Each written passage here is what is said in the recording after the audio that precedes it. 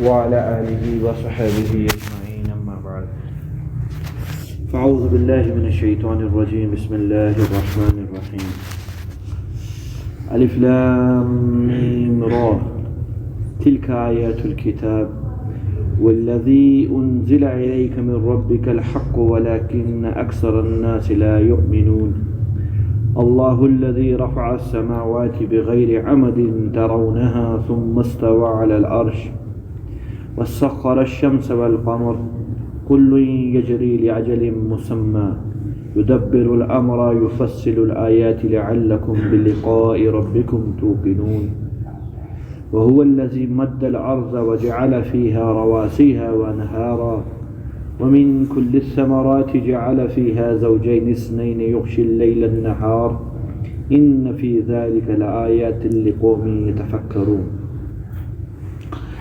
سورہ رعد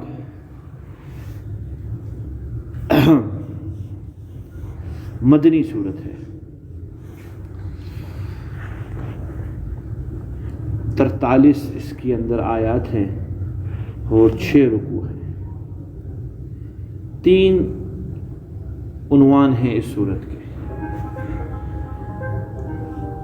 کتاب اللہ قرآن پاک کی حقانیت کو ثابت کیا ہے، رسالت اور توحید کے بارے میں گفتگو ہے، اور مشرکین کفار جملہ ان کو جو اسلام پر شبہات ہیں ان شبہوں کے جواب دیے گئے ہیں۔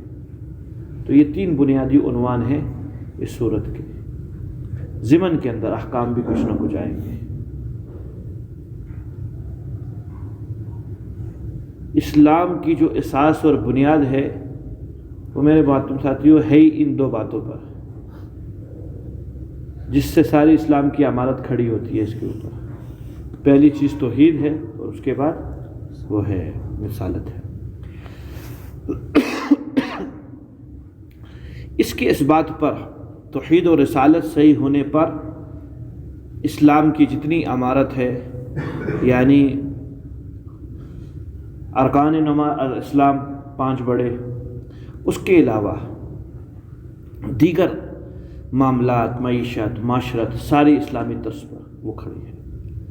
اگر یہ اس بات نہیں ہے، یعنی توحید و رسالت نہیں ہے، خواہ توحید و رسالت عمل سے پہلے ہو، پہلے نہ ہو یا بعد میں نہ ہو، دونوں صورتوں میں عمل ناکار ہے۔ اس بات کو سمجھیے گا، نکتہ ہے ایک نیا۔ وہ کیا ہے؟ میں کہہ رہا ہوں توحید و رسالت عمل کرنے سے پہلے ہی موجود نہیں تو یعنی مسلمان تھا ہی نہیں آدمی۔ نماز پڑھتا ہے، دیگر فلاحی کام کرتا ہے، دنیا کی حد تک تو ضرور اس کو کچھ نہ کچھ اس کا بدل مل جائے گا، آخرت میں کوئی حصہ نہیں ہے، مسلمان نہیں ہے یہ آدمی۔ یا عمل کے بعد توحید و رسالت نہیں ہے، یہ کیسے ہو سکتا ہے؟ عمل کرنے کے بعد کافر ہو گیا۔ جملہ کہتا ہے اس طرح کا جو کفریہ جملہ ہو، مثلا روزوں کے بارے میں اکثریت کی زبان سے الفاظ نکلتے ہیں، جو تھوڑے سے اوپر کے لوگ ہوتے ہیں کہ روزے وہ رکھیں گے جن کے گھر میں کھانے کو نہیں، تو کافر ہو گیا۔ بولتے ہیں کہ ضرورت نہیں ہے کہ کافر ہو گیا، کافر کی کوئی سینگ تھوڑی ہے کہ نظر آ رہے ہیں یہ مسلمان ہے، یہ کافر ہے، بھائی نہیں ہے۔ تجدید نکاح کرے گا، دوبارہ نکاح ہوگا اس کا، بیوی کو دیکھنا بھی حرام ہے اس سے پہلے، حج کیا تھا دوبارہ حج کرے گا، یہ دونوں عمل آسان ہے، کر لے گا، مشکل نہیں ہے۔ لیکن سب سے بڑا کام کیا کر بیٹھا ہے؟ حبطت اعمالہم، سارے کے سارے زندگی کے اعمال غارت ہو گئے، اس کے کچھ بھی نہیں ہے، اس کے پاس کچھ بھی نہیں ہے، ساری زندگی ضائع ہوگی اس کی جو پیچھے گزری تھی اس نے۔ یہ گویا آج مسلمان ہوئے آدمی، یہ ہے عمل کرنے کے بعد توحید و رسالت کا نہ ہونا۔ اس سے تھوڑی سی ہلکی بات کروں، یہ تو تھا صراحتاً زبان سے ایسا جملہ کہتا ہے، عمل کو حقیر سمجھتا ہے، ہلکا سمجھتا ہے۔ یہ جو عمل ہے یہ اس پیمانے کا عمل نہیں ہے، عمل کی ذات کو، یہ نہیں کہ اپنے عمل کو، وہ تو مستحب ہے کہ کہنا چاہیے کہ جو نماز پڑھی یہ کوئی نماز نہیں ہے، یہ تو تعلیم اسلامی ہے۔ نماز کی ذات کو ہلکا سمجھتا ہے کہ جس طرح آج میں نے پڑھی ہے، کل نہ بھی پڑھوں گا تو کوئی آج پڑھنے سے کوئی اتنا خاص فائدہ نہیں ہوا، کل چھوڑنے سے کوئی خاص نقصان نہیں ہوگا، یہ انسان بھی کافر ہو جائے گا، یہ بھی چلا جائے گا اسلام سے۔ اس کا بھی یہی حکم یہ ہے، عمل کرنے کے بعد توحید و رسالت کا میں کمی کرنا نہ ہونا۔ تو قرآن کے اندر اس سورہ رعد کے اندر اس موضوع کو بہت خصوصی طور پر لیا گیا ہے قرآن کی حقانیت کے ساتھ ساتھ اصل کے اندر معنوی ایک ہی ہیں، لفظی اختلاف ہے۔ لفظ میں قرآن الگ چیز شمار ہوتی ہے، اس پر ایمان لانا ضروری ہے، اور جناب رسول اللہ صلی اللہ علیہ وسلم کی ذات انوار الگ چیز ہیں، ان پر ایمان لانا ضروری ہے، اور توحید الگ چیز ہے، اس پر ایمان لانا ضروری ہے۔ معنوی طور پر تینوں ایک ہی ہیں۔ جو قرآن پر لائے گا ایمان تو رسول اللہ کی رسالت پر نہیں لائے گا، جو رسول اللہ علیہ السلام کی رسالت پر ایمان لائے گا تو کیا خیال ہے اس کی توحید ناقص رہ جائے گی؟ وہ اس کی کامل توحید پر ایمان لائے گا۔ معنوی طور پر تینوں ایک ہی چیزیں ہیں، لیکن لفظی طور کے اوپر ابھی اس میں اختلاف ہے۔ سمجھیے ہمارے احناف کے اندر اختلاف ہے۔ امام ابو حنیفہ رحمۃ اللہ علیہ کا مسلک یہ ہے جو اس پہ فتویٰ ہے، لفظی اختلاف پایا گیا، معنوی اختلاف نہیں پایا گیا تب بھی کافر ہے۔ لفظی اختلاف پایا گیا، معنوی نہیں پایا گیا، معنوی مانتا ہے، سب کو مانتا ہوں، لیکن لفظاً زبان سے اقرار نہیں کرتا، گواہی کا لفظ نہیں کہتا، بس میں قرآن کو مانتا ہوں، نہ مسلمان نہیں ہے بچہ ماننے سے۔ تو کہے گا اشہد باللہ، میں اللہ کی قسم کھا کے کہتا ہوں میں قرآن کو مانتا ہوں۔ یہ جو ہمارا اقرار ہے اسلام کا، یہ خالی ماننے پہ تھوڑی ہے، کیونکہ ہماری تصدیق معدوم کے درجے کے اندر ہے، کیونکہ ہم نے اگلی چیز کو دیکھا ہوا نہیں ہے، ہم تصدیق کر نہیں سکتے۔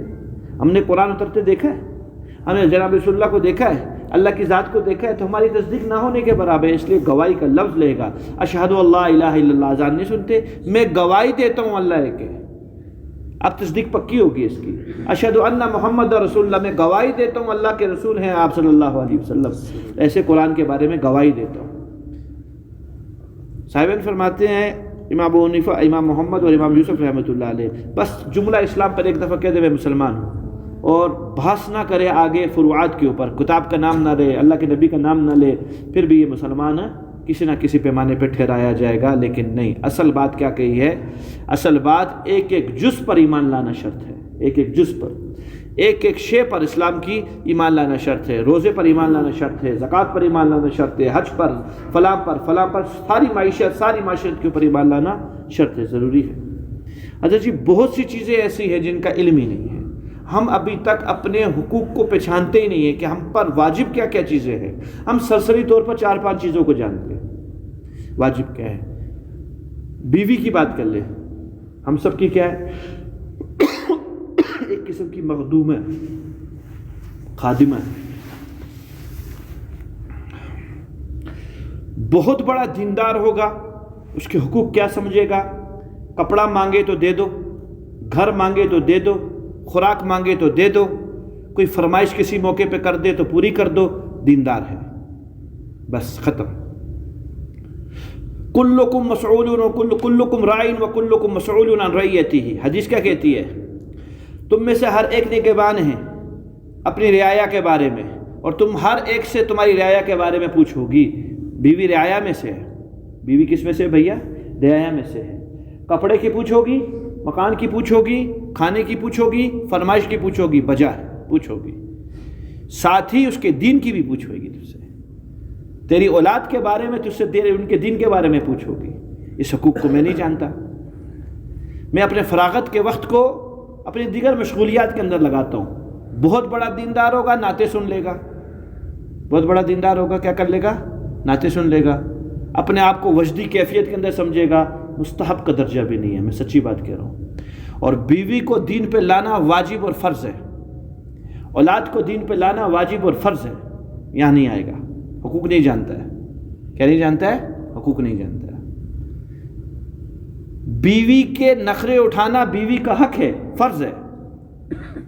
آپ مارتے ہو، ناراض نہ ہونا، آپ آ کے مجھے کہتے ہو کہ مول صاحب جواب دیتی ہے، جواب دینا اس کی ادا ہے، یہ ناز ہے۔ فرمایا کیا گیا حدیث کے اندر؟ فرمایا ٹیڑھی پسلی سے پیدا ہوئی ہے، اس کے ٹیڑھے ہوتے ہوئے ہی اس لیے غریب کے اخلاق ناقص ہیں۔ آئی کہاں سے؟ ٹیڑھی پسلی سے آئی ہے، اس لیے اخلاق کیا ہے؟ تھوڑے سے ناقص ہے۔ اس ناقص اخلاق کے ہوتے ہوئے اس سے فائدہ اٹھا لو، سیدھے نہیں ہوتی ہے، تم سے سوال پیدا نہیں ہوتا۔ اور کہیں آپ کو قرآن سناؤں میں، قرآن نے بات کی ازواج مطہرات کی، 28واں سپارہ، قسم اللہ ہو،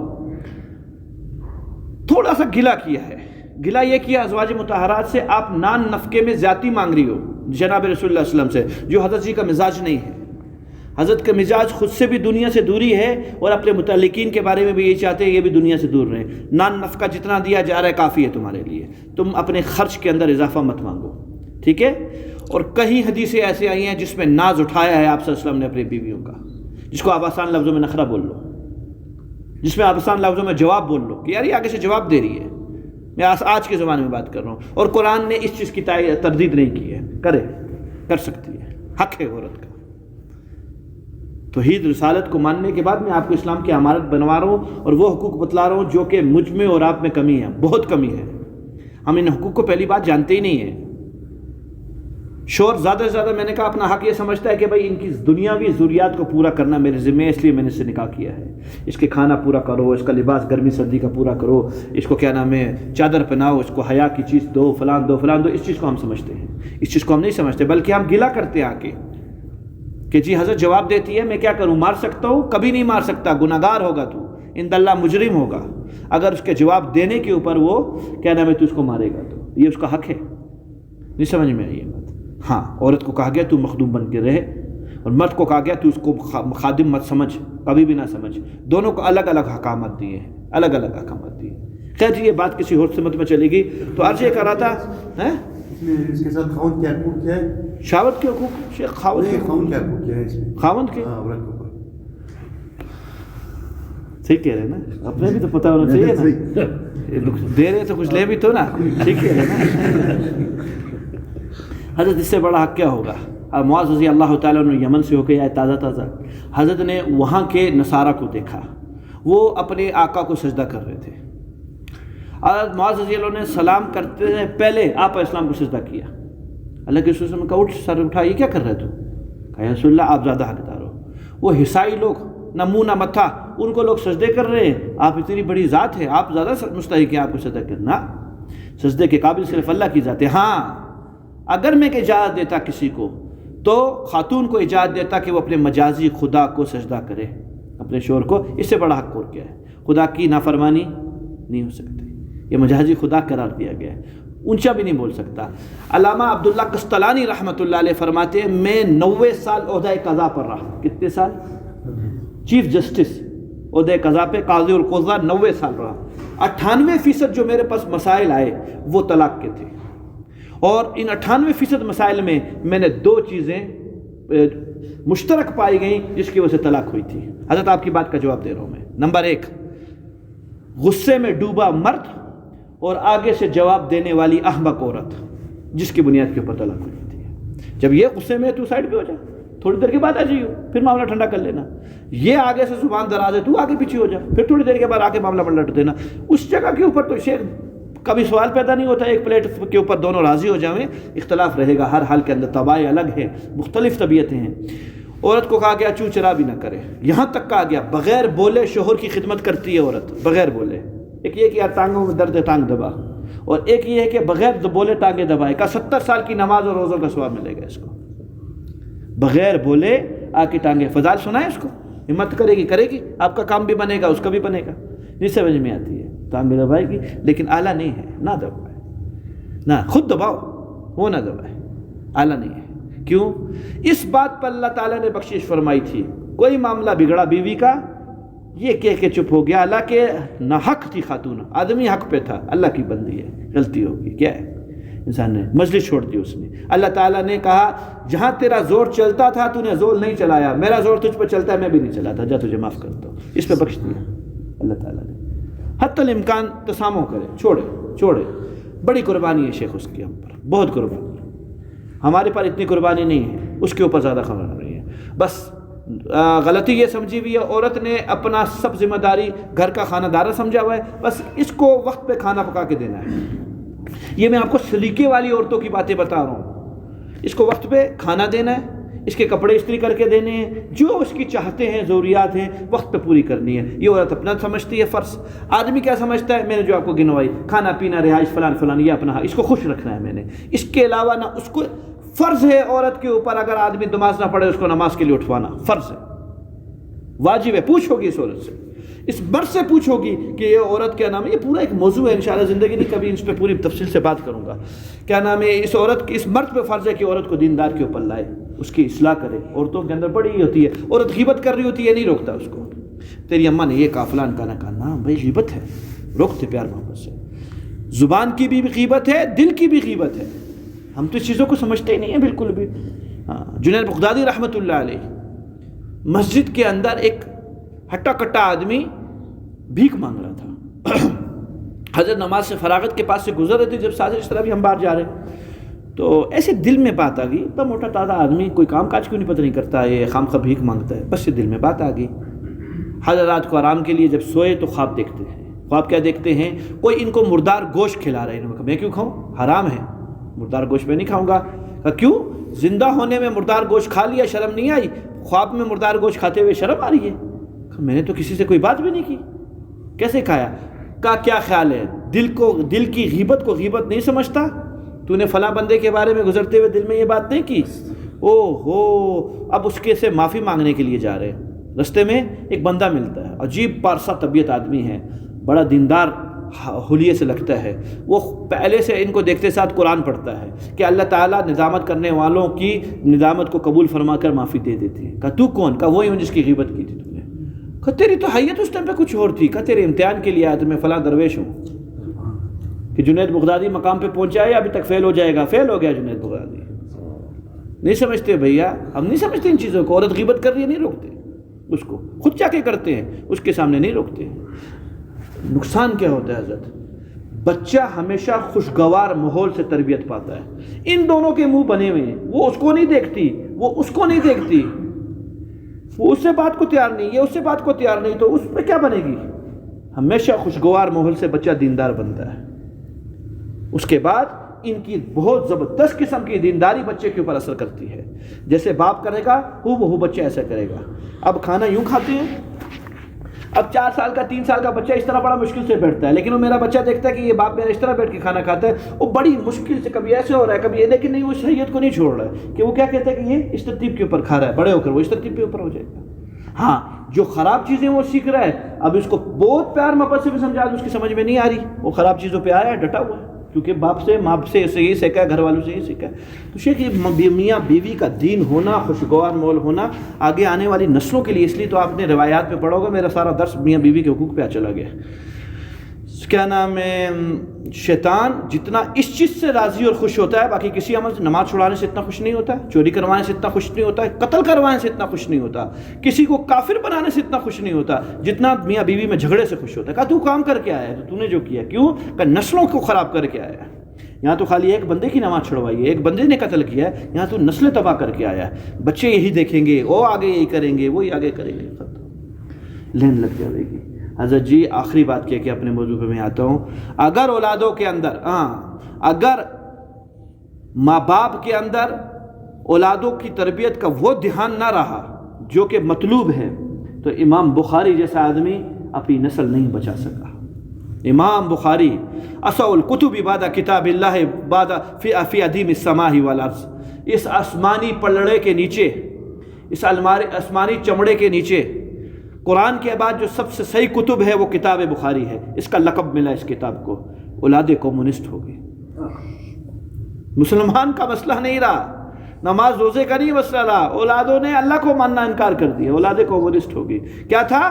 تعلیم نہیں دی گئی اولادوں کو. اپنی دینداری کی، اپنی دینداری بہت کی، کتب ڈال بھرے وقت کے، لیکن اولادوں پہ توجہ نہیں دی. اولادیں، ان کی اولادیں. پھر زمانہ کیا آیا؟ حضرت سمرقند بخارا جو مدینہ اور مکہ کے لایا جاتا تھا، اس سمرقند بخارا کے اندر ایک قرآن کا مصحف نہیں تھا، ایک نسخہ نہیں تھا. کوئی قرآن دکھا دو، کوئی نہیں دکھا سکتا تھا. پھر ایسا زمانہ ہے اسی سمرقند بخارا کے اندر جہاں سے بخاری پیدا ہوئے تھے، جہاں بخاری بنے تھے. اگر اولادوں کے اوپر، میرے بھائیوں، وقت دور نہیں، تاریخ اپنا باب لپیٹتی ہے، وہ اوراق دوبارہ بھی آتے ہیں. اگر ہم نے اس اولادوں کے ساتھ ناانصافی کر کر گئے، یعنی ان کو صحیح تعلیم تربیت نہیں دے کر گئے، بچہ ضد کرتا ہے، اور اگر آپ نے انکار کر دیا، اصول میں لکھا ہوا ہے، اگر انکار کر دیا ہے کہ نہیں دینا، اب مر جائے نہیں دینا، ورنہ وہ ضدی بن جائے گا. اس کو پتہ ہے اس رونے سے میں کام بنوا لوں گا، نہیں اب نہیں دینا، اب روتا رہے، اب نہیں دینا. یا تو پہلے سوچ سمجھ کے ہاں نہ کرو. اگر بعد میں دل نے نرم ہونا ہے اور اس کے رونے پر آپ نے اس کو یہ چیز مہیا کرنی ہے تو پہلے سے مہیا کرو، تاکہ اس کو یہ پتہ چلے ابا نے خوشی سے دیا ہے، نہ کہ میرے رونے کی وجہ سے دیا ہے. حق ہے بچے کا. ایک نکتہ آپ کے سامنے عرض کروں، تعلیم تربیت کا دھیان نہیں دیا گیا، عرض کیا اولادیں کہاں چلی گئی؟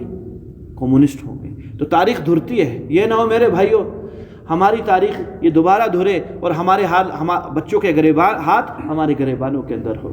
پھر بچوں نے جنازہ نہیں پڑھا باپوں کا کہ ہمارے بوٹ قیمتی ہیں کہ وہ چوری ہوتے ہیں، ابا کا جنازہ چھوڑ دیا، ابا کا جنازہ چھوڑ دیا۔ تو خیر جی سارے یہ حقوق یہ سارا دین ہے، اس کو نہیں سمجھتے ہیں۔ نماز روزہ پھر کسی کے پیمانے پر ہے، ان چیزوں کو بہت باریک کمزوری ہے، اللہ معاف فرمائے ہمیں۔ میں اپنی اصلاح کے لیے کہہ رہا ہوں، اس لیے آپ حضرات کے سامنے عرض کی کہ اس کے لیے کوشش کی جائے، کچھ عرصے کے بعد اپنا محاسبہ کرو اس بارے میں، جو باتیں آپ کے سامنے ایک چھوٹا سا مذاکرہ ہوا ہے، کتنا عمل ہوا ہے اس پہ، بیوی کے حقوق کے معاملے میں کتنا عمل ہوا، اس کی دینداری کے بارے میں کتنا عمل ہوا۔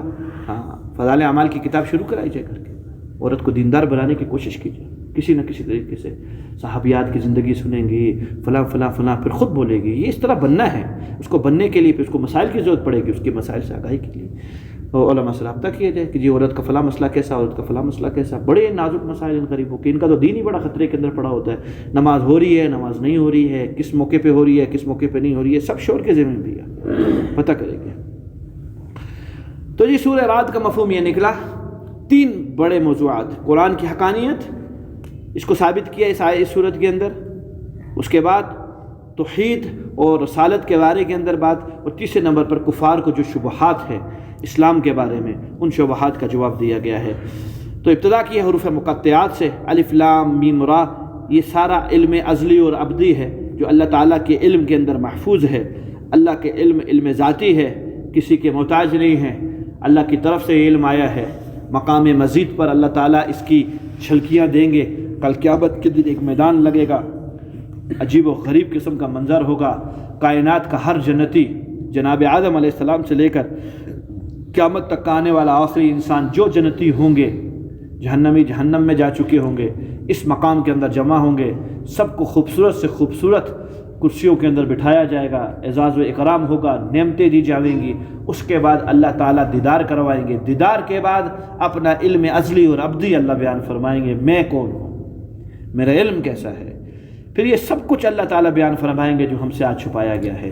الف لام میم را، ہم معنی نہیں جانتے اس کا سوائے اللہ اور اللہ کے رسول کے علاوہ، تبلیغ سے منع فرمایا، اور امت کو اس کے شبہات کے اندر اس کی تحقیق میں پڑھنے سے بھی منع فرمایا، چھوڑ دو۔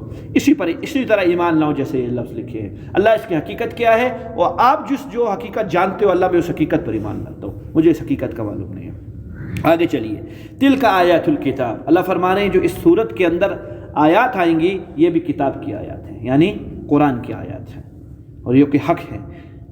والذی انزل الیک من ربک الحق، اور اس کے علاوہ یعنی اس قرآن کے علاوہ جو کچھ اترا ہے رسول اللہ صلی اللہ علیہ وسلم پر وہ بھی وہی ہے، فرمایا وہ بھی حق ہے۔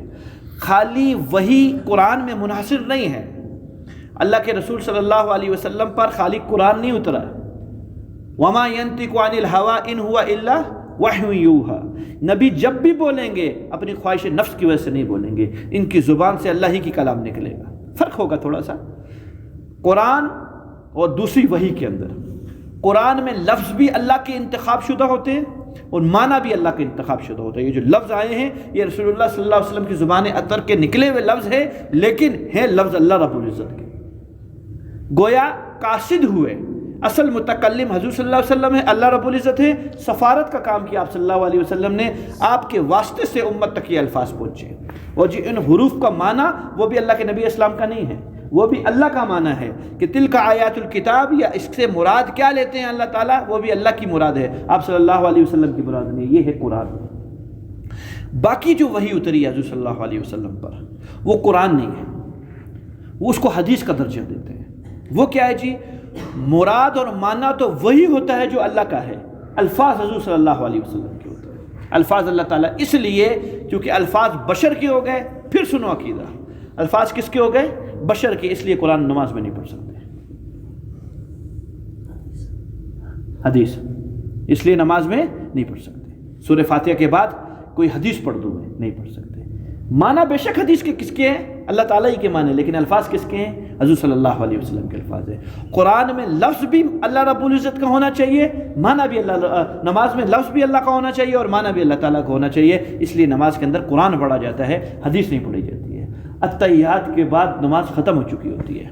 جو درود شریف ہے اور آگے جو دعا ہے واجبات آپ سارے ختم کر چکے ہو التحیات کے اندر. اس لیے جو دعا ہے درود شریف ہے وہ بھی حدیث پاک کی درود شریف ہے، وہ قرآن نہیں ہے. اور جو ربنا آتنا ہے یہ بے شک قرآن ہے. کوئی بھی حدیث کی کتاب پڑھ سکتے، حدیث کی وہ پڑھ سکتے ہو آپ دعا، کیا نام ہے اس میں، رب اجعلنی پڑھ سکتے ہو، اللہم انی ظلمت نفسی پڑھ سکتے ہو. خود تعلیم دیا حضور صلی اللہ علیہ وسلم نے ابو بکر صدیق رضی اللہ عنہ کو، وہ قرآن میں نہیں ہے. تو معلوم ہوا، آپ سوال کر سکتے ہو نا، وہ بھی تو نماز ہے، وہ حدیث پڑھی جا رہی ہے. تو میں نے جواب کیا دیا، نماز آپ کی کہاں ختم ہو چکی ہے؟ اشہد ان لا الہ الا اللہ واشہد ان محمدا عبدہ ورسولہ، یہاں آپ کی نماز ختم ہو چکی ہے. واجبات سارے پورے ہو چکے، آگے مستحبات ہے. تو یہ فرق کیا بتایا آپ حضرات کے سامنے؟ فرق یہ عرض کیا، قرآن لفظاً بھی اللہ رب العزت کا، مانن بھی اللہ تعالیٰ کی طرف سے اترا ہوا، اور حدیث لفظاً تو اللہ کے نبی علیہ الصلوۃ والسلام کے الفاظ ہیں جو نکل رہے ہیں آپ صلی اللہ علیہ وسلم کے، اور معنی اللہ تعالیٰ کے ہیں. جیسے قرآن کے لفظ بھی مقصود ہیں، ابھی الف لام میم را معنی تو کوئی بھی نہیں جانتا، تو لفظ مقصود نہیں ہے، مقصود ہے.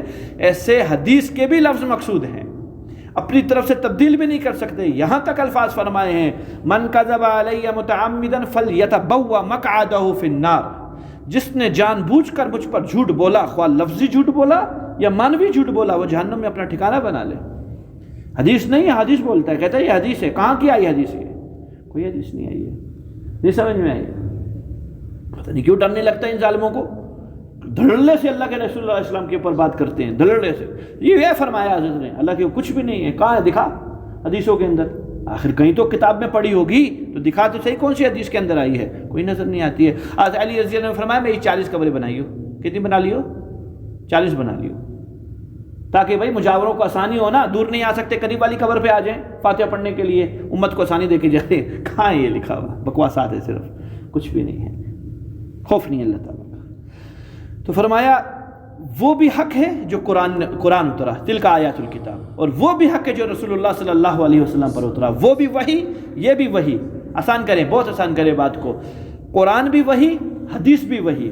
قرآن کا انکار کرنے والا کافر، حدیث کا انکار کرنے والا کافر، دونوں کا انکار کرنے والا کافر. اہل حدیث نے ائمہ کا انکار کیا، اہل قرآن نے حدیث کا انکار کیا. ایک ایک طبقہ اوپر ہے. میں جی اہل قرآن ہوں، کھولا گیا، کتنا پیارا نعرہ تھا، اہل قرآن، یہ قرآن والے ہیں، ماشاءاللہ آپ کی تو تعظیم کرنی چاہیے. اور جب ان کو کھولا گیا، پرکھا گیا، حدیث کوئی نہیں مانتا ظالم کا بچہ. کہتا ہے او ہو وہ تو یہ کہتا ہے جتنی حدیثیں میرے نزدیک ڈائجسٹ کی حیثیت رکھتی ہیں، کوئی خاص نہیں، واقعات لکھے کچھ بھی واقعات لکھے، اس کے علاوہ کچھ اس کی خاص اہمیت نہیں ہے. اللہ کے بندے حدیث کو صرف نکال کر اسلام سے، صرف حدیث کو نکال، تیرا اسلام صرف کھیل تماشا رہ جائے گا. اقیم الصلاۃ، نماز قائم کرو، سب سے بڑا حکم پوری دنیا کا اسلام کے بعد. حدیث کو نکال دو، حدیث سے نماز کو ثابت نہیں کرو، پڑھ کے دکھا نماز کیسے پڑھ سکتا ہے. ذکری بن جائے گا. کیا بن جائے گا؟ کہ جس اللہ فرما رہے ہیں نماز کا صلاۃ کا معنی تو ہم حدیث کی وجہ سے نماز کرتے ہیں، ورنہ ہے ذکر قائم کرو.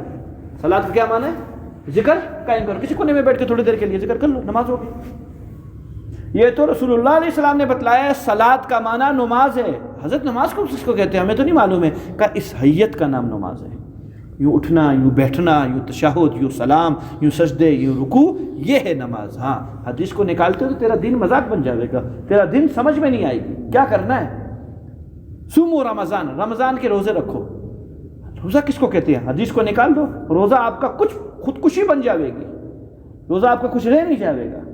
میرے بھائیو، بغیر حدیث کے قرآن حل نہیں ہو سکتا ہے. سمجھانے والے اللہ تعالیٰ کا احسان ہے. اللہ نے ہمیشہ 2 چیزیں ہر دور میں بھیجی ہیں، کتاب کے ساتھ رجال بھی بھیجے ہیں. کتاب کے ساتھ رجال بھی بھیجے ہیں. یہ کتاب بھیجا ہے، رجال جو نبی ہوتے ہیں وہ اس کتاب پر عمل کر کے بتاتے ہیں. جو نبی عمل کرتا ہے اس کو شریعت بولتے ہیں. اس کو کیا بولتے ہیں؟ شریعت بولتے ہیں. پھر آگے مذہب بنتا ہے. سمجھیے یہ چیزوں کو. آگے کیا بنتا ہے؟ شریعت کے بعد کیا چیز بنتی ہے؟ مذہب. آپ کس کی تقلید کرتے ہو؟ کیونکہ ہم تو براہ راست رسول اللہ صلی اللہ علیہ وسلم کے دور والے بندے نہیں ہیں. ہم سے تو 1400 سال حضرت جی دور ہیں، پہلے فوت ہو گئے. تو اب ضرور کسی واسطے کی ضرورت ہے، اور واسطہ ایسا ہونا چاہیے جنہوں نے ان کے دور والوں کو دیکھا وہ ہو، ان کے دور والوں کی نماز، روزہ، زکوٰۃ، تمام دین کے اسلام کو دیکھا وہ ہو. ان لوگوں کے مسلک پر عمل کرنے کو مذہب کہتے ہیں. تو ہمارا مذہب کیا ہوا؟ حنفی. مذہب کیا ہوا؟ ملت کیا ہوئی؟ جناب رسول اللہ صلی اللہ علیہ وسلم کی ملت ابراہیمی. سمجھ میں آتی ہے بات جی؟ چلیے، تو وحی کا انکار کرنے والا خواہ قرآنی وحی ہو یا حدیث کی وحی ہو، دونوں کا انکار کرنے والا کافر ہے۔ دونوں کا مطلب اپنے سے نہیں لے سکتے، نہ قرآن کا مطلب اپنے سے نکال سکتے ہیں، نہ حدیث کا مطلب اپنے سے نکال سکتے ہیں۔ جو نصوص کے اندر شامل ہو چکی ہے بات، جو متواتر طریقے سے ہم تک پہنچی ہے، اس طریقے سے بات ہوگی، اس طریقے پر عمل کرنا فرض ہوگا۔ والذی انزل الیک من ربک، نبی جی ایک تو یہ جو آپ کے سامنے ہے یہ قرآن کی آیات ہیں، اور جو کچھ اترا ہے آپ پر آپ کے رب کی طرف سے، اس میں ساری وحی آ گئی آپ صلی اللہ علیہ وسلم پر، خواہ خواب کی حالت کے اندر آ گئی، خواہ جاگنے کی حالت کے اندر آ گئی، خواہ قرآن بنایا اس کو، خواہ حدیث بنایا اس کو، نماز کے اندر قرآن وحی اتری ہے، خواہ اس کو وحی بنایا، یہ سب کی سب حق ہے، الحق کو یہ حق ہے۔ وَلَكِنَّ أَكْثَرَ النَّاسِ لَا يُؤْمِنُونَ، اکثریت ایسی ہے غور و فکر نہ کرنے کی وجہ سے ایمان نہیں لاتے۔ کیا نہیں کرنے کی وجہ سے؟ غور و فکر نہ کرنے کی وجہ سے۔ اس کو اپنے اوپر قرآن کی آیت کو لائیں تو کیا کہیں گے؟ غور و فکر نہ کرنے کی وجہ سے عمل نہیں کرتے۔ غور و فکر مانتے تو ہیں ایمان ہونے والے کی ایمان کے ناطے، لیکن غور و فکر نہ کرنے کی وجہ سے، آخرت کو نہ جاننے کی وجہ سے، مستقبل سے غافل رہنے کی وجہ سے اس کے اوپر عمل نہیں کرتے۔ مستقبل کو ایک معمولی چیز سمجھا ہوا ہے، دنیا کی نہیں مستقبل۔ دنیا کے مستقبل کے لیے تو میں نے ابھی یہ علی اصغر بھائی صاحب سے بات کی، ایک آدمی ہے ماشاءاللہ لاکھ پتی کروڑ پتی ہے، لیکن وہ آگے کے لیے غم کیا بیٹھا ہوا ہے، کیسے یہ عرب ہو جائے، یہ خراب ہو جائے، غم میں لگا ہوا ہے۔ حالانکہ نسلوں کے لیے کافی ہے اتنا پیسہ اس کے لیے، اور خود کی عمر بھی تقریباً 60-65 تک ہو چکی ہے، ابھی تقریباً آخری ٹائم ہے، اللہ تعالیٰ کی طرف پہنچنا چاہیے، اپنا آگے لگا ہوا ہے، مستقبل کا غم ہے۔ یہ کوئی مستقبل نہیں ہے کہ قبر ہے، قبر کے اندر کی ترتیبات، آگے کی ترتیبات، کیونکہ پردے کے اندر ہے، یقین نہیں ہے اچھی طور پر۔ اللہ الذی رفع السماوات بغیر عمد، یہاں سے پھر تقریباً ایک آدھا رکوع اللہ تعالیٰ جو اس قرآن کا دوسرا موضوع ہے اس صورت کا، توحید۔ پہلے رسالت پہ بات کی، کتاب پہ بات کی، قرآن کی، میں نے کہا قرآن کی حقانیت کو اس صورت میں سمجھایا گیا ہے، اور اس کے بعد توحید و رسالت، تو توحید سے شروع کیا، وقت ہوا، زندگی رہے انشاءاللہ، کل اللہ نے چاہا تو۔ رات کی مانی کیا؟ کس کے؟ رات یہ صورت کھڑکڑانے والی، بجلی کو کہتے ہیں، کیونکہ آگے توحید کے اندر جہاں اللہ تعالیٰ زمین اسمان کی بات کریں گے تو بادلوں کی بات کریں گے، پھر بادلوں کی کڑک کی بات کریں گے، تو اس کی مناسبت سے اس کا نام رعد رکھ دیا گیا، کھڑکڑانے والی کو کہتے ہیں۔